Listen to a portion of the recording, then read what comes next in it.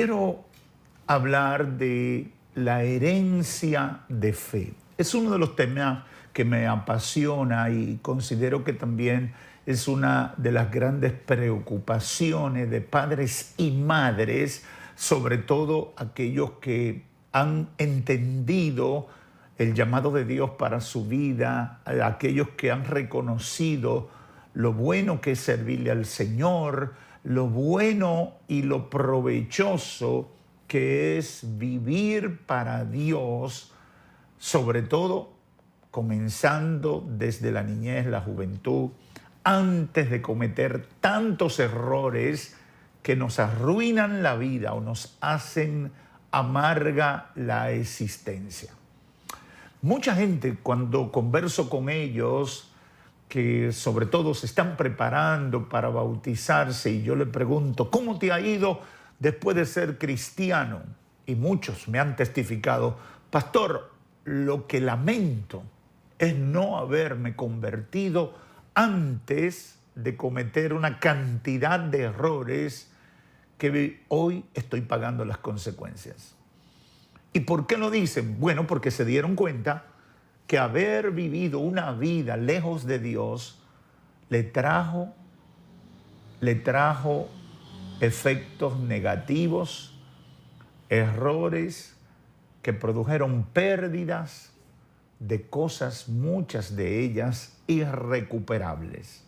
A veces en temas de familia, otros en temas económicos y de pérdidas materiales, y otros también en pérdida de la salud. En el libro de Deuteronomio, el Señor le hace en el capítulo 6 al pueblo de Israel, cuando está entrando a la tierra prometida, le hace una exhortación y advertencia sobre cosas importantes, temas puntuales, y uno de los que se refiere tiene que ver con el tema de la herencia de fe.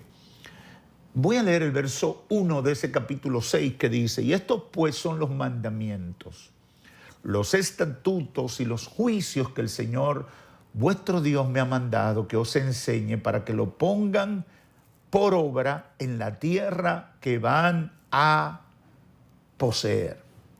Dios les dice, quiero que tomen en cuenta esto. Y comienza diciéndole, ¿verdad? Oye, oh Israel, el Señor es nuestro Dios, el Señor uno es. Que no se te olvide que el Señor es tu Dios. Que no se te olvide que Él es uno, único. Eso tenía mucho significado.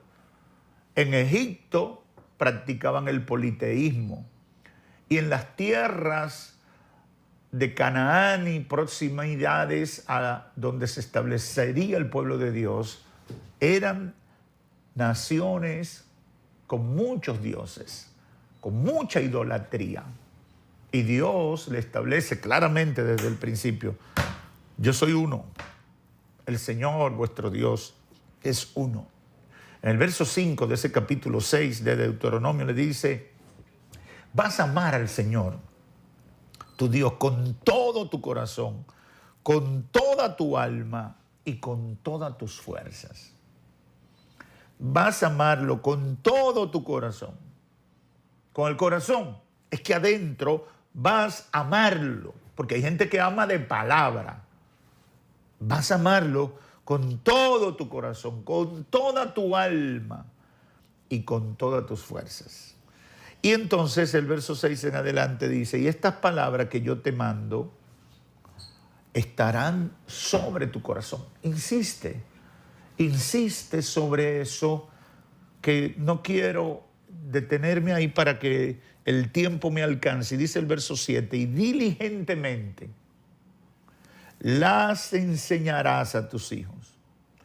Y hablarás de ella cuando te sientes en tu casa y cuando andes por el camino, cuando te acuestes y cuando te levantes. Y el verso 8 añade, y las atarás como una señal a tu mano y serán por insignia entre tus ojos. Y las escribirás en los postes de tu casa y en tus puertas. Y sucederá que cuando el Señor tu Dios te traiga a la tierra que juró a tus padres Abraham, Isaac y Jacob, que te daría una tierra con grandes y espléndidas ciudades que no edificaste, casas llenas de mucha bendición, para que no te olvides de que Dios fue que te bendijo.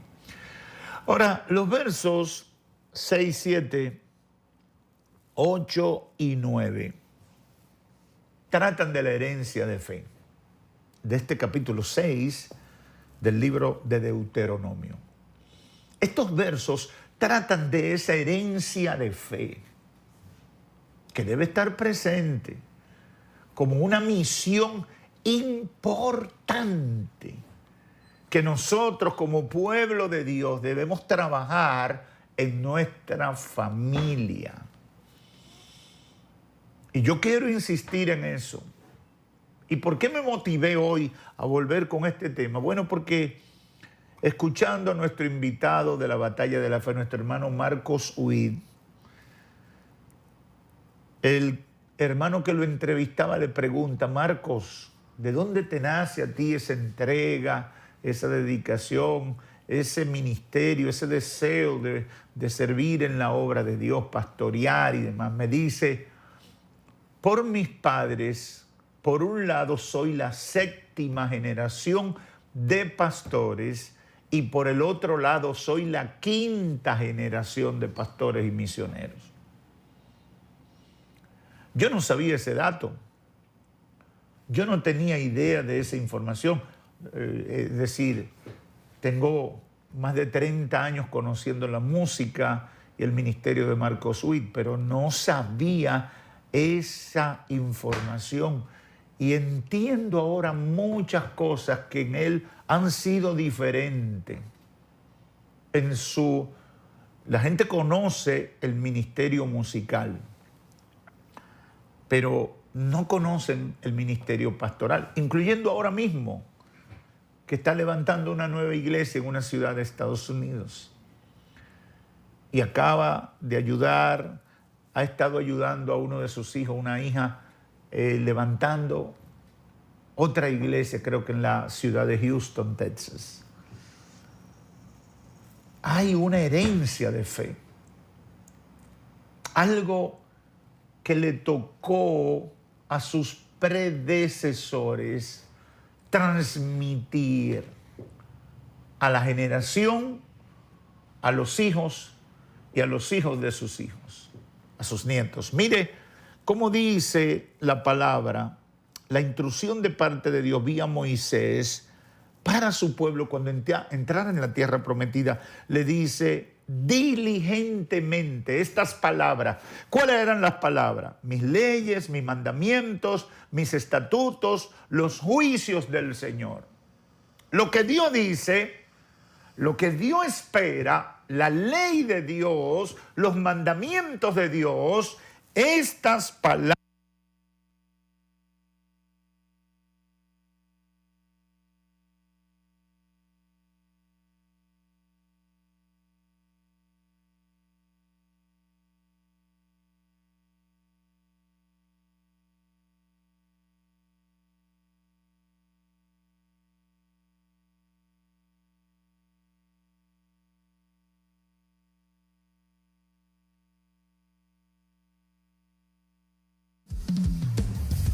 ¿Dónde está ese pueblo que ama al Señor esta tarde? Grito de júbilo. Y los adoradores, por favor, con su mano arriba, vamos arriba. Bendeciré a Dios en todo tiempo y su alabanza estará siempre. Vamos allá arriba, sí, bendeciré a Dios en todo.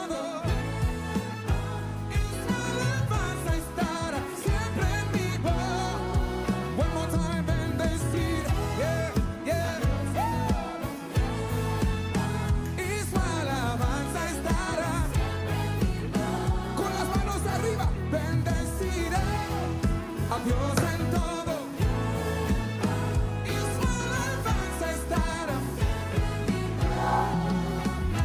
Busque al Señor y Él me... Y estas palabras que yo te mando estarán en tu corazón y diligentemente, dice el verso 7, las enseñarás a tus hijos y hablarás de ella cuando te sientes en tu casa y cuando andes por el camino, cuando te acuestes y cuando te levantes. ¿Qué está diciendo ahí? Ese verso 7 está diciendo, número 1, es un esfuerzo que con perseverancia intencional. Pastor, yo tengo que dejar que mis hijos elijan. ¿Quién te ha dicho a ti eso? ¿Quién te ha dicho a ti que tienes que dejar que tus hijos? Porque yo no puedo violar su derecho. ¿Qué derecho? Ni que 8 cuartos, como dicen los cómicos. ¿Qué derecho ni que 8 cuartos? La palabra de Dios nos da la ruta. Hay gente que dice, ¡ay, qué bonito! Qué bonito que Marcos Witt es una 7ª generación de pastores, por un lado, y una 5ª por otro. Eso explica muchas cosas. Pero eso no fue tan sencillo. Eso no es sencillo. Yo soy una 2ª generación. Yo soy una 2ª generación y yo he testificado muchas veces que bendigo a Dios y doy gracias a Dios. Porque en mi casa nos enseñaron a amar a Dios.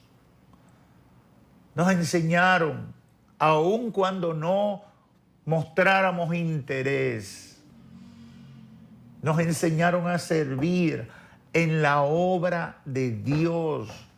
Ustedes tienen responsabilidad de servir en la obra. Tienen asignación en el trabajo en la obra de Dios. Mucha gente se goza de que nosotros trabajamos en la obra del Señor como nuestros padres. Pero eso no viene accidental. Hay una transferencia, hay una herencia de fe que se pone en ejecución siguiendo lo que dice la palabra en este pasaje. Diligentemente. Enseñará que mis mandamientos, mis estatutos, mis juicios, mis leyes, dice el Señor, diligentemente lo enseñarás a tus hijos. Hablarás de ella cuando te sientes en tu casa, cuando andes por el camino, cuando te acuestes y cuando te levantes. Es decir, all the time, todo el tiempo. Y la atarás como una señal a tu mano y serán por insignia entre tus ojos.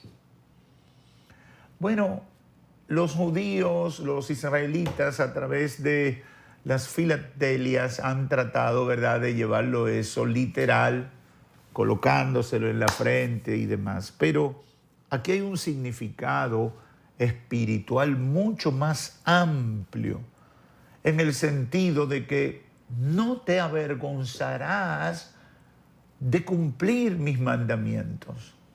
No te avergonzarás ni te sentirás al menos por seguir mi palabra.